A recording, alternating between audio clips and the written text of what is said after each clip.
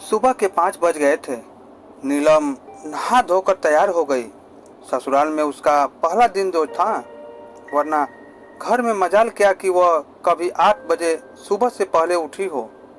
विदाई के समय माँ ने समझाया था, बेटी, लड़कियां कितनी भी पढ़ी लिखी जाएं, उन्हें अपना संस्कार और पत्नी धर्म कभी नहीं भूलना चाहिए। सुबह जल्दी उठकर सिर पर पल्लू रखकर रोजाना सास ससुर का आशीर्वाद लेना चाहिए। कभी भी पति का साथ नहीं छोड़ना। कैसी भी परिस्थिति आ जाए, धैर्य न खोना और मुंह से कभी बुरा शब्द को निकलने नहीं देना। जैसी आपकी आज्ञा माता श्री। जिस अंदाज में नीलम ने कहा था, उससे सुनकर विदाई के क्षणों में भी माँ के चेहरे पर हंसी आ गई थी। नीलम ड्रेसिंग टेबल के आगे बैठी थी। बीती रात की रौनक उसके चेहरे पर लाली बनकर बिखरी हुई थी। भीगी जुल्फें संवारते हुए प्यार की भरी नजरों से उसने बेसुध रोहन की तरफ देखा। मन से वैसे तो उसकी अरेंज मैरिज हुई थी, मगर सगाई और शादी के बीच में वे समय कई दफा मिल रहे थे। इसी दरमियान उनके दिलों में रोमन के लिए प्यार उमड़ पड़ा था। तभी तो शादी के समय उससे महसूस नहीं हुआ कि वह अरेंज मैरिज कर रही है और किसी अजनबी को जीवन साथी बना रही है।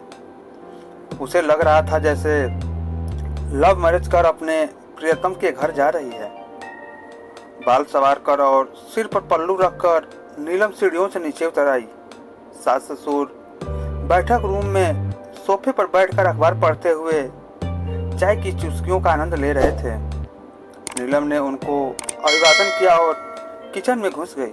उसने अपने हाथों से सुबह का नाश्ता तैयार कर खिलाया तो ससुर ने आशीष स्वरूप उसे 1000 के 5 नोट दिए। सास ने अपने गले से सोने की चेन निकाल कर दी। तब तक रोहन भी तैयार होकर नीचे आ ही चुका था। तब तक ससुर जी उसे समझाने आ गए।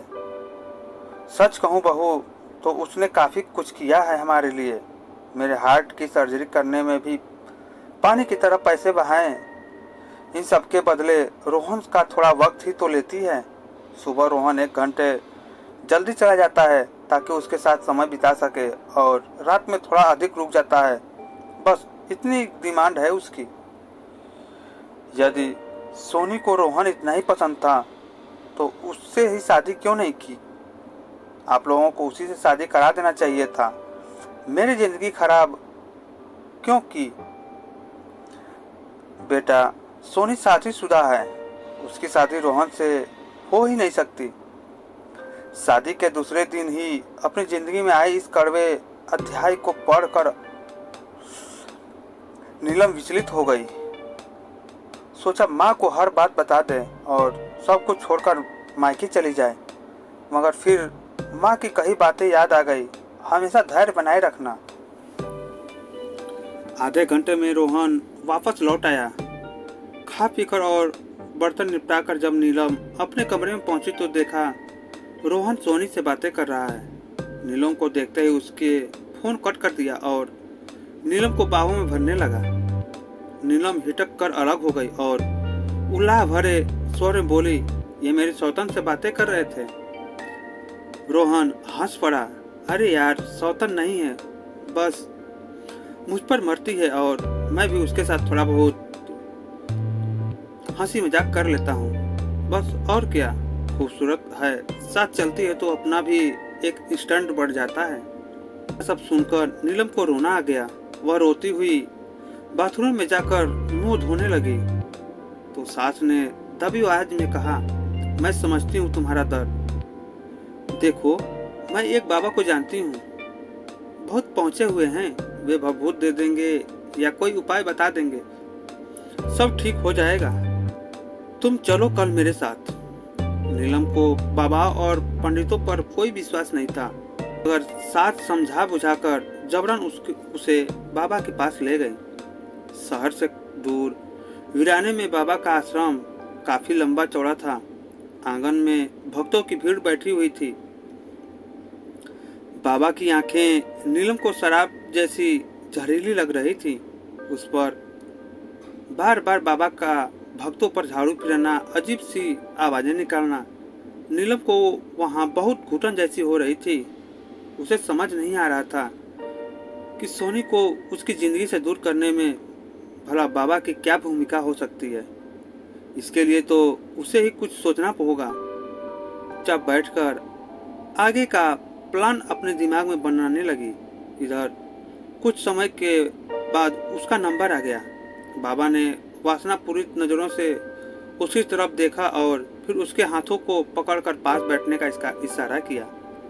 नीलम को यह छुअन बहुत ही घिनौनी लगी। वह मुंह बनाकर बैठ गई।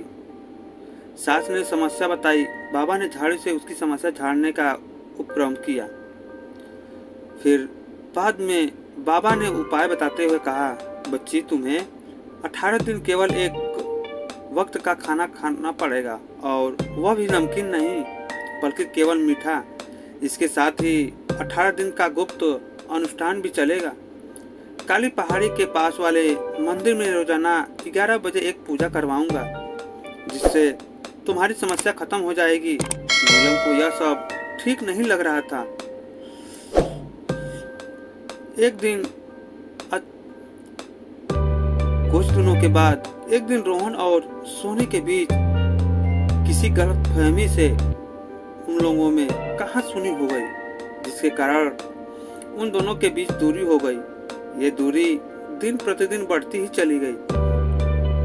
फिर एक दिन ऐसा हुआ कि वे दोनों एक दूसरे से बात करना तो दूर, देखना नहीं चाहते थे।